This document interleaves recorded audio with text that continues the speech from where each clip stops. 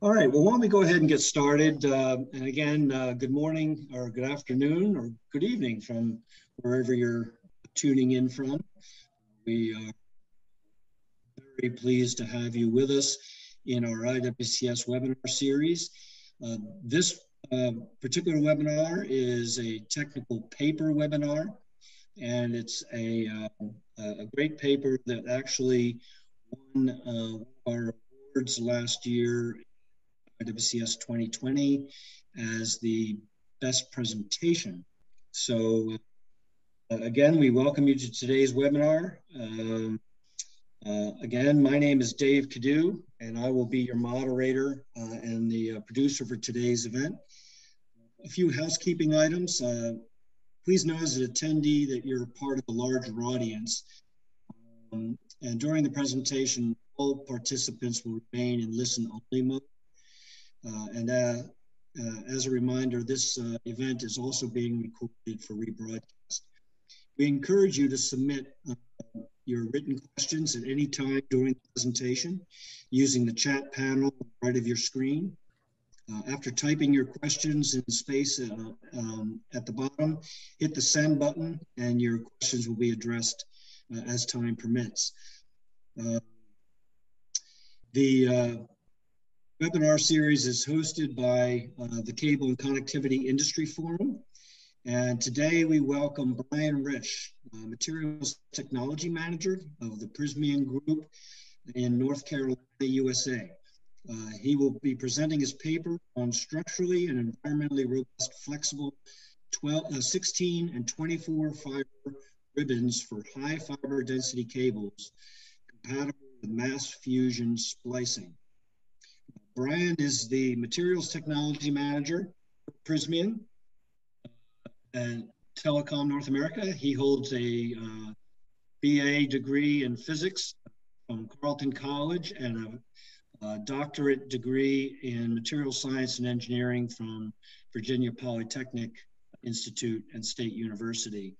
Brian has more than 25 years of experience in the study of structure property relationships in polymeric materials and materials reliability. Brian has over 20 years of experience in the fiber optic cable business. Prior to working with Prysmian, Brian worked for Alcatel and Draka, specializing in cable materials and material reliability. Brian also has 6 years of experience at Hewlett Packard doing research in electronic materials reliability and failure analysis. Brian also holds more than 50 US and international patents. Again, this paper was presented in our 2020 virtual conference. It was paper 6-7 that is archived on our website, iwcs.org, and you can call up his technical paper and read that as well. So Brian, we welcome you to today's IWCS webinar series event. And we transfer over to your presentation. All right.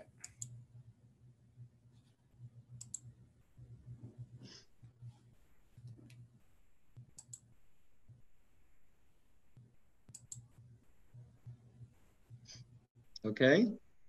Okay. Are we seeing the? Yeah, we're seeing the notes slides as well. Okay, we'll swap them again. There we go. Here we go. So let's go back. So today I'm going to be talking about some new flexible ribbon designs. So these are in terms of having different fiber counts in ribbons other than 12. That's not necessarily a novel idea, but it is a new technology when you incorporate it with the new flexible ribbon technology. So I'm going to talk about some of the advantages, the technical challenges, the motivation, and the introduction. Then I'm going to talk about some of the experimental techniques that we've used to characterize and test these ribbons for reliability. Then I'll go over some of the key results and then the conclusions. And at the end, I think, hopefully we'll have enough time to have some questions and maybe some open discussions about what this new technology could mean for the industry. What are the advantages? How much will it take off? That's an interesting proposition. The big motivation behind all flexible ribbons has to do with mass fusion splicing. High fiber density duct cables have been around for quite a while, but shortly after they were introduced, the difficulty in terms of how long it took to splice individual fibers was quite evident, and evident quite rapidly. We can see, exact from a 1728 fiber, this is kind of what a typical splice tray would look like. And, imagine you had that work ahead of you and you had to splice individual fibers. That would be quite a daunting task. And it would probably take a very, very long time, maybe weeks. And, we found even with the introduction of these new designs, the flexible ribbons have allowed us to go to much higher fiber density and higher designs for cable. Even with mass fusion splicing, these really high fiber count cables require a lot of splicing time. So any design advantage, equipment advantage to facilitate a faster splicing time is going to be a real labor savings for the customers, and even quality checks in production. So this is some of the motivation behind flex ribbon and the higher fiber count ribbons in general. So the motivation, it does allow improved organizational schemes and unitization in terms of units per tube. You do have the possibility of going to splicing more than 12 fibers if you choose to. So if you have a 16 fiber splicer or a 24 fiber splicer, which are becoming available, that's an advantage. It can cut some of your access time. So that's an important consideration. In terms of your network configuration, mainly for the 16 fiber ribbons. So for example, if you have 4 sets of 4 channels, that you may prefer, depending on your network situation, a 16 fiber ribbons may make more sense than a 12 or a 24. So that would be a customer preference and design preference. The new fiber identification colors, if you are going, with 16 individual channels or fibers, you want unique colors. That's part of this project as well. The mass fusion splicing is still the key motivating factor. It has huge implications on installation times and costs. So that's kind of where we're going. I've added this slide. I think it's instructive to kind of look at how we got here. So if we look back, 20 some years, we can see that there were some papers at the IWCS about the introduction of 24 fiber ribbons as we go to higher and higher ribbon counts per tube. You can see on the left here, this image is a 288 fiber cable or tube, where you can see the ribbon stack starts to have, it gets to be very tall in relation to the ribbon height. And in some of these earlier references here, there's discussion about 2 things. One is the ribbon stack integrity. There's only so high that you can build a traditional encapsulated flat ribbon stack where it will retain its integrity and not collapse in a tube. If it collapses or buckles, then you're going to get attenuation in the fibers. So that's a very important design consideration. And you can see that 24 fiber ribbons in a tube, they are geometrically, for the 288 fiber type per tube unit. First of all, you get a much more stable ribbon stack, but also you get a reduction in the size of the tube required to it. You can take the step a little bit further and you can use, multiples of 12 and 24, 12 and 24 and 36 fibers and get a further improvement in stacking density.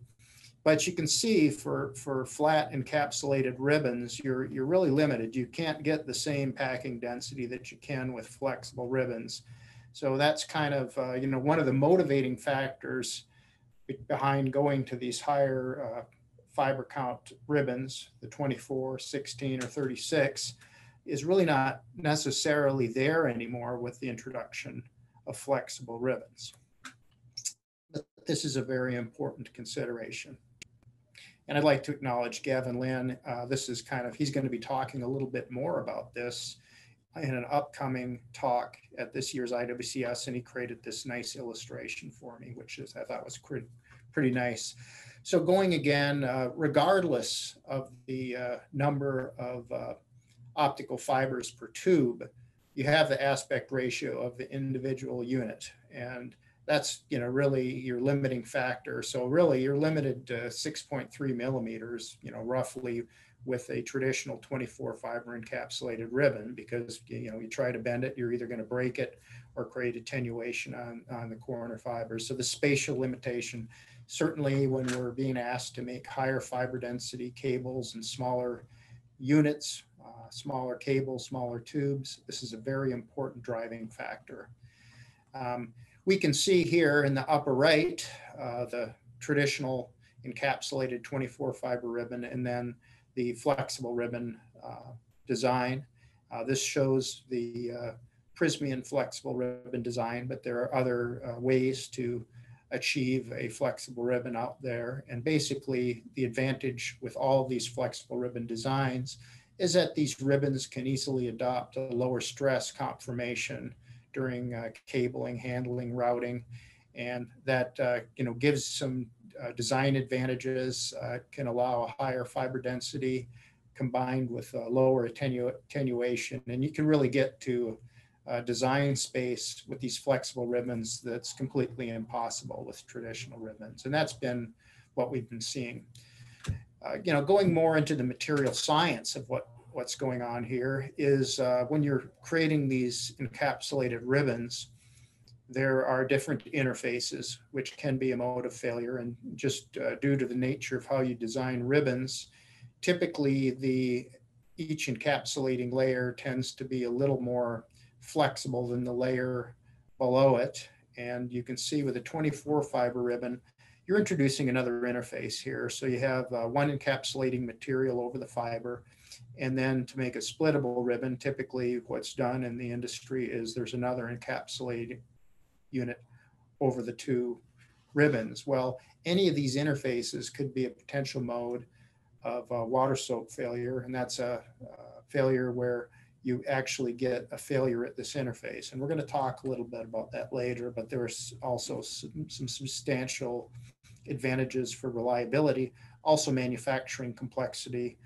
You can see that with all these interfaces, it makes a little more difficult, complicated manufacturing process. So, reiterating the idea of a flexible ribbon, you kind of have two areas of flexibility. Basically, with this intermittent bonding, you can kind of flex kind of in any direction, and the ribbon is free to kind of have a low aspect ratio conformation, but in its natural state at rest, it'll flatten out and go into a nice conformation that allows mass fusion splicing. So from a applications and design standpoint, these flexible ribbons have become very popular. And what we have here is a couple images of these flexible ribbons that I'm going to be talking about today. On the left, we have the 24 fiber flexible ribbon, which basically has two sets of the normal 12 fiber color sequence fibers, and they lay together, and you can see it looks much like, if you look at the top view, you'd say, well, gee, that really looks like an encapsulated ribbon. It looks the same, but that ribbon you can see can kind of conform to a low energy state when it's put under stress, and optical fibers don't really like to be under stress. So you can imagine that's, from a design standpoint, very attractive. You can see we have a similar thing with the 16 fiber ribbon, but you can see we've introduced some new colors here, but you can see that ribbon wants to go into its natural flat state when it's at rest. One of the important measurements we've done here is coefficient of friction. From a cable performance standpoint, the coefficient of friction between the different fibers and ribbon units is very important. And we use a simple geometrical apparatus. We're not going to have a quiz on geometry here, but basically we use a friction table with a fixed weight, and we place one ribbon against another, and we will gradually rotate the friction table until we start to see movement. And that will give us a coefficient of static friction for the materials using that simple geometry. The ribbon T-peel testing is another measure of robustness. It kind of goes along with our water soak testing, and we can check the strength of the ribbons. Initially manufactured, the ribbon strength is an important characteristic that we want to monitor to ensure you don't get any ribbon breaks during your manufacturing process or handling in the field. But also this robustness needs to be maintained over the life of the ribbon. You know, if there's some further access going on with the cable, we can't have the ribbons falling spontaneously apart. So we do aging studies with heat, humidity, and water soak to ensure that we still have a good level of robustness and minimal change in the adhesion strength as a function of time. And of course, mass fusion splicing, we need to ensure that all of the ribbons, the new geometries, the new fiber counts, any new changes that we may have in either the materials or the design of the ribbon, we have to test them for mass fusion compatibility. And, you know, the objective is to be just as good as an encapsulated ribbon, because those have been around for decades and been used successfully. So we're going to take a little break here, move on to results. So the first result here is a coefficient of friction testing. And these are representative results. There might be some slight differences depending on the manufacturer, but typically the encapsulated ribbon materials that are out there on the market, they tend to have a little lower modulus than the secondary coatings on fibers or fiber inks. So that impacts the coefficient of friction. And typically the encapsulating material has even it's a little more flexible to allow the splittability. So what we've done is we've measured the encapsulated 24 fiber ribbons, determine the coefficient of friction of that, which is, higher than a standard encapsulated 12 fiber ribbon. And you can see that with the flexible ribbons, the properties, the coefficient of friction is quite low. And that's because these properties are not determined primarily by the adhesive material, because there's very little adhesive material. It's determined primarily by the fiber coating properties, because mostly it's fiber coating against fiber coating. So you can see with the lower coefficient of friction within a cable or subunit, the units and fibers and ribbon structures will have more freedom of movement, and it'll be easier for them to adopt a lower stress conformation within the cable. So that's good, and it can, from a design standpoint, it allows you some more flexibility. From a customer performance standpoint, it allows lower attenuation in any installation. Heat strip, of course, is very important. You need to have a good heat strip performance, even after environmental exposure, with any change in the ribbon geometry or materials. So, we have an example of the 16 fiber ribbons here. The top left is unaged, bottom right is water soak after 120 days. We've also looked at heat aged and humidity aged, and you can see here that we get very good heat strip results. No issues here, which is also reflected in our access times and splice times. I have added this slide. There was a separate presentation from Ryan Trong, who prepared a lot of the slides and led this project, but part of this project on the 16 fiber ribbons was the introduction of some new colors, which they're being developed in the standards. And there's two things that you want. Ideally, you want color conformance and identifiable colors in the cable for splicing. When you have a ribbonized structure, it's really less important because they should be in the proper order. So, in the ribbon, it's maybe not quite as important, but certainly from a manufacturing standpoint, when you're manufacturing your cables, you need to be able to identify the colors in the right sequence. So I've included an image here where we can see on a cart the different new colors. You can see which are easily identifiable from some of the standard colors. And in our development project, we compared some color measurements against the new proposed standards in the TIA 598D draft guidelines for these new colors: olive, magenta, tan, and lime. And we can see that we have developed colors which are conformant to the proposed standards. And we also see that after aging, we see very little color shift. So we have, robust color, environmentally robust. And I'm just, as a side note, this lime green color has been already adopted as an indicator for OM5 cables and fiber as a color indication. So we're going to move on to water soak testing. Anytime you're changing a coating system, which we're doing with this new color, or a ribbon encapsulation, water soak testing is really an important reliability consideration. And you certainly wouldn't want to introduce any new inks or coatings or color system without checking water soak testing. And basically, failure in water soak testing is the result of an interfacial failure.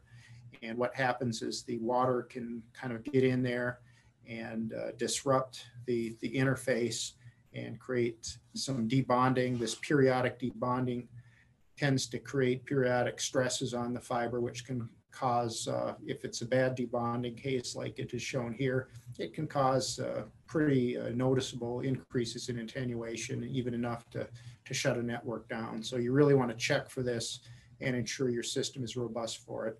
The type of system that we want is the one below, where you examine these interfaces and they all remain intact after the water soak testing. So basically in the water soak testing, there's two parts. We look for attenuation as a function of time after immersion in 60 degrees C water. And we also inspect to see if there is any evidence of this debonding. So, the optical inspection, we have the 16 fiber ribbon here after a 120-day test at 60 degrees C. So it's a long test. We have pretty high standards in terms of what we like to see for this test. We want bulletproof systems, but you can see the system is doing great optically. And the slide's a little bit busy, but you can see the data here. The new colors are basically consistent with the additional colors, which I've already presented data on, which the change in attenuation after the 120-day testing is really in the noise level. So, excellent long-term robustness and reliability. And graphically, another way to show it, again, as the table showed with 16 fiber ribbon, 120-day testing, everything stays down in the noise level. So very good results. Similarly, for the 24 fiber ribbon, we haven't really introduced new materials necessarily for the 24 fiber ribbon, but it is a new design, so we always want to check it. Basically, this has the same, 12 fiber colors in it. Additionally, we look at the TPO force as another test of robustness to make sure that material bond is holding up together and all the interfaces are intact. So we can see, very little change in the TPO force for both the 12 original colors and the added colors. So, the introduction of these new coloring schemes is not impacting adversely the ribbon performance at all. And again, mass fusion splicing is, it's really where the rubber meets the road here.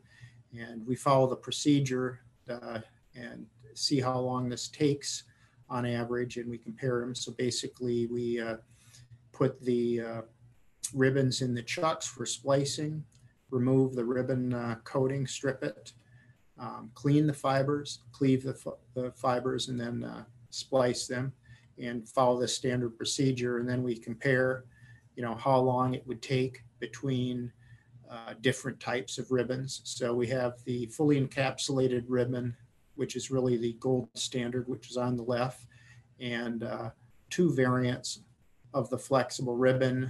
You can see there, there can be a little bit of variance between the flexible ribbon design, but that's pretty much in the noise, and the flexible ribbons are generally, on par completely. with the encapsulated ribbons. And I think, as craft people get more and more experience with the flexible ribbons, this is going to become more and more equivalence. And we're getting all these advantages from cable design with this flexible ribbons. So it's about time to wrap up here, but basically we've kind of developed some 16 and 24 optical fiber ribbons for high density cables.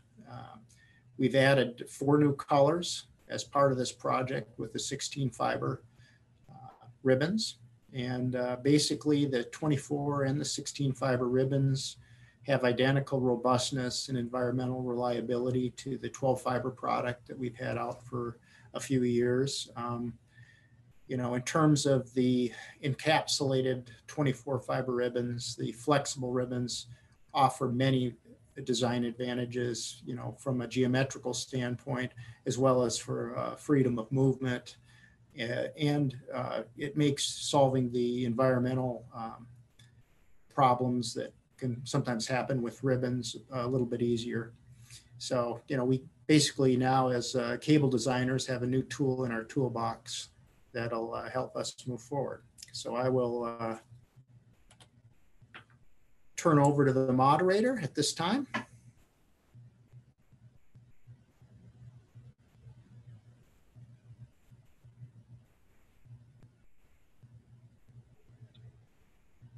Dave, are you there? I think you might be muted, Dave. Forgive me. I'm sorry. I did forget to unmute myself. Again, Brian, thank you so much for that excellent presentation. Certainly learned a lot, and some really excellent work and development effort by you and your colleagues.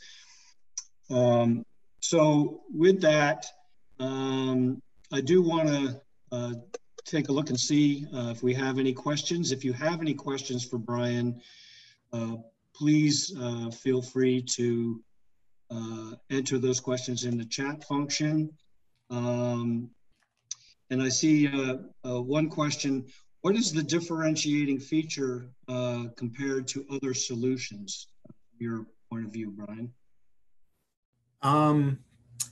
I think, I went over some of these in the talk, and I think, in terms of, there's a lot of ways I could take that question, but I think that the big advantage, with the different unitization, one is in terms of how the network is configured in terms of channels. So you may have systems and networks where a 16 fiber unit works better than a 12 fiber unit. So in terms of the development of the switch gear and channels, that's one driving factor. But, a big one is if you can go to a splicing 24 fibers at a time versus splicing 12 fibers at a time, like for a 69 12 fiber cable, you'd probably have substantial savings in splice times. So, and it really depends. It's kind of a customer preference in terms of how they have their network configured versus the amount of labor they want to spend. But I see that as really the big value proposition, because in terms of the space filling, that was a big design advantage before we had the flexible ribbons. But, what we're moving to now is the driving force in terms of adopting this technology, the 24 versus the 12. There's some other design things that there might, from a manufacturing and design standpoint, there may be preferences, but what's really going to drive things in the market is going to be customer driven. So if the customer sees value in, oh, geez, I can buy the 24 fiber splicer and do, 24. So you're not going to cut the labor in half, but with this amount of splicing, you might cut out 20 or 30% of your labor time in splicing these cables. And that's pretty substantial. So, that may drive this. And, we are seeing, especially for data center type applications, we're seeing more of these real high fiber count cables. And we just didn't, when the 24 fiber encapsulated ribbons were introduced, we didn't have cables anywhere near like what we're selling now in terms of the fiber count. So that may that may be a driver for this going forward and a big motivating factor. But the real motivating factor is what the customer is going to go out and buy, and we'll make it. But we've come up with a solution. We wouldn't have come up with a solution if we weren't asked about it, Sure. from a market standpoint. Yeah, and data centers are certainly a high application for this technology. Yeah. Do you have attenuation problems when you developed flexible ribbon? The attenuation seems to be high with intermittent bonding. So how would you solve? Yeah, in terms of the bonding scheme can impact it. So in terms of what we're doing, it's developing a very low stress material that provides the ability for the fibers to get into their happy state. I'd say the biggest, there were certainly a lot of challenges in developing the flexible ribbon. The biggest challenge is we're introducing a new technology, but also trying to, just stack these fibers in a very, very dense conformation. So, we're kind of pushing some of our old design rules, and we're being asked in terms of what we're trying to get in terms of fiber density to go to a place where we really thought, that I don't think that's going to work, based on our previous experience, and we're finding ways to make it. So, it's not necessarily the problem of, the ribbon itself creating the attenuation. We've solved that, but what we're dealing now is with how we get this real high fiber density. So we're going to, smaller diameter fibers and, real high packing densities in cables. So you imagine, you're packing these fibers in a denser and denser conformation. It's easier to get attenuation problems, not necessarily because of the new ribbon structure, but because this new ribbon structure allows us to get this, new design paradigm where we have a super dense structure. We don't have a bunch of air in there to allow things to move. And we found we don't really need it. And, but it pushes the design. But now, compared to 20 years ago, the fiber designs we have are much less sensitive to bending. We have some developments in our fiber coating systems, and, we're moving to 200 micron fibers and even 180 micron fibers, so we see the industry is driving to higher fiber density and smaller cables. Do these new flexible ribbon designs require any different rheological properties for the materials supporting the fibers, compared to traditional designs?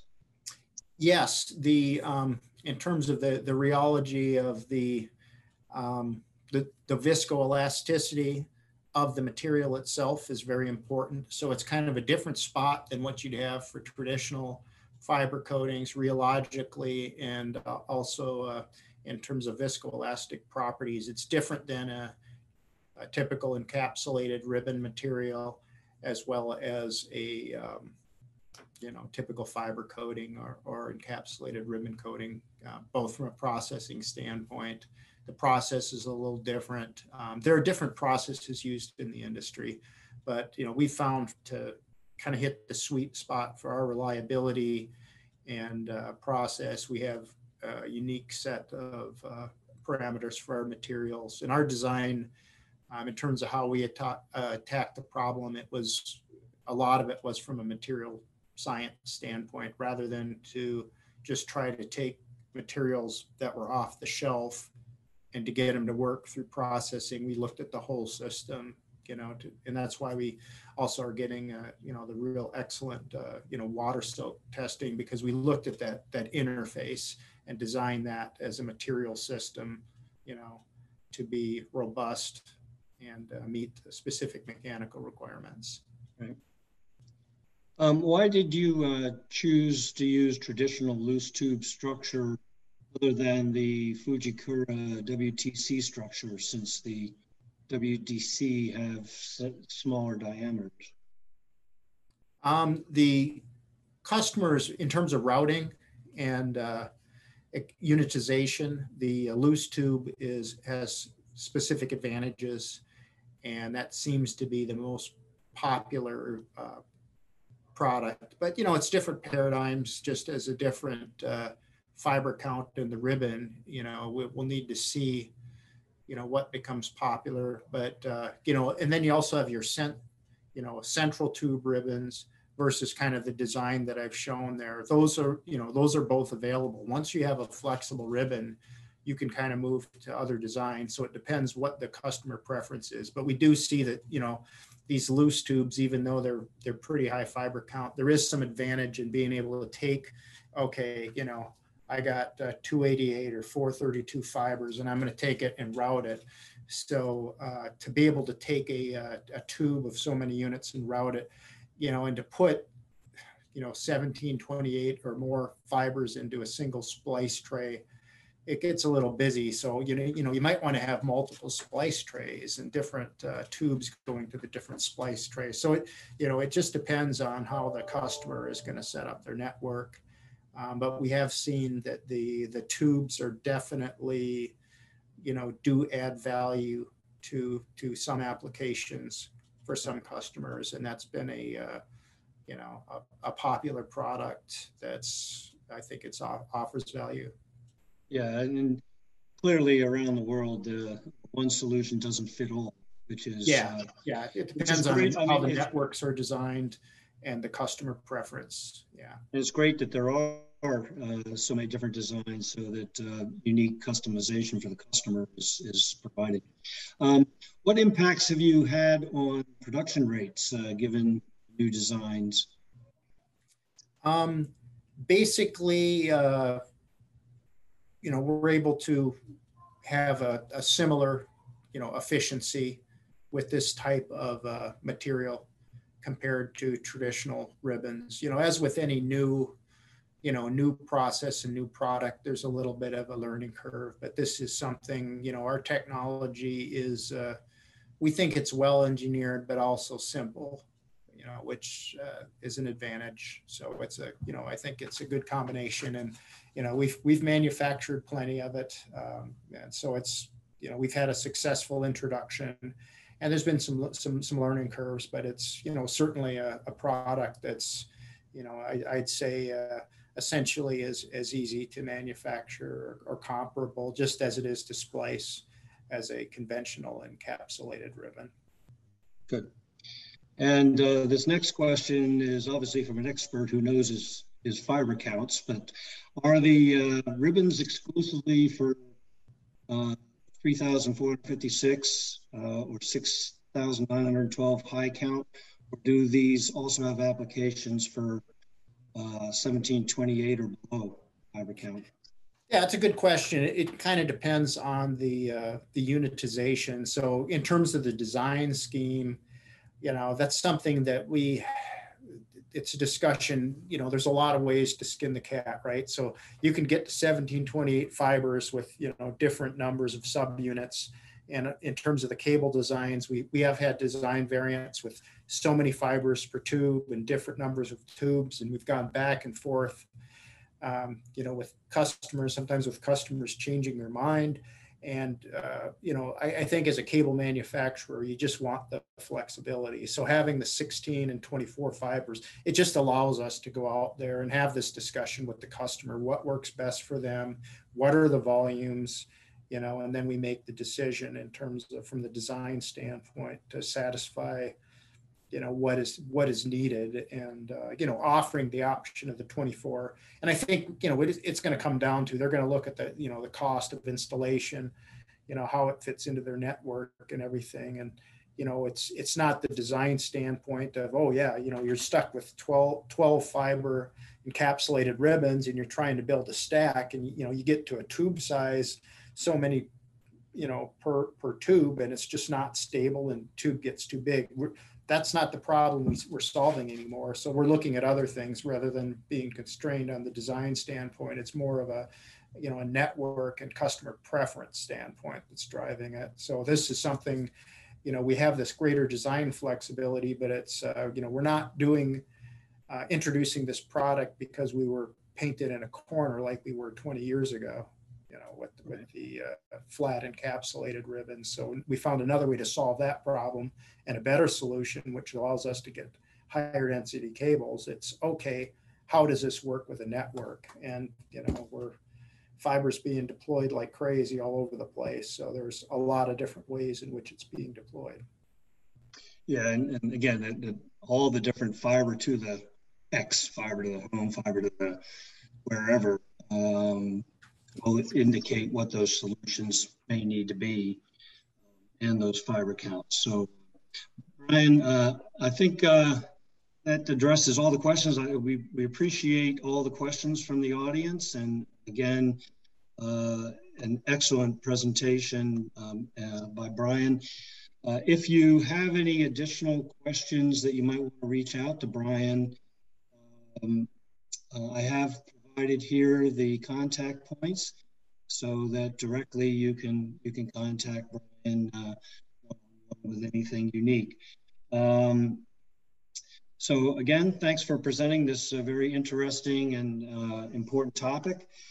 Please note that we will be conducting our next IWCS technical paper webinar on Wednesday, September 1st at 10:30 in the morning Eastern USA. So we look forward to your participation again. This paper is archived already on the IWCS 2020 archives website as paper 6-7. This webinar recording will also be posted on our website and included on our YouTube channel as well. So you'll be able to go back and refresh this presentation with your colleagues in the future.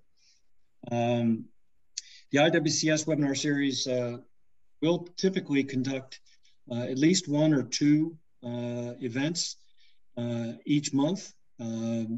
And you will be receiving an announcement for each one of these, and we hope that you'll share these announcements with your colleagues so that they can join in as well. For 70 years now, IWCS Cable and Connectivity Industry Forum has been the recognized leader showcasing these new technologies in the cable and connectivity products, processes, and applications.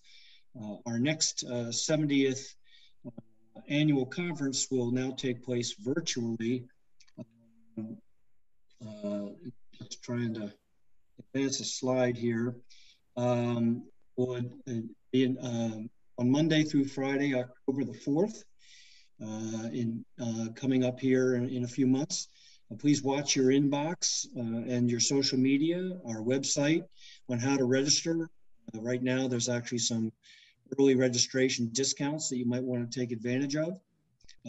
And more exciting information about the program will be becoming available here shortly. You can receive the preliminary program and download that from our website at iwcs.org. As always, IWCS is very much appreciative of our partner sponsors. These companies significantly underwrite the IWCS forum and allow us to bring this information to you all around the world and of course within conferences. And we look forward to seeing all of you in person again. Hopefully we can get beyond this pandemic for next year's conference, Providence, Rhode Island in 2022. So with that, we'll wrap up and again say thank you and enjoy your weekend. And we look forward to seeing you again in our next webinar. September 1st. Have a great day. Thank you.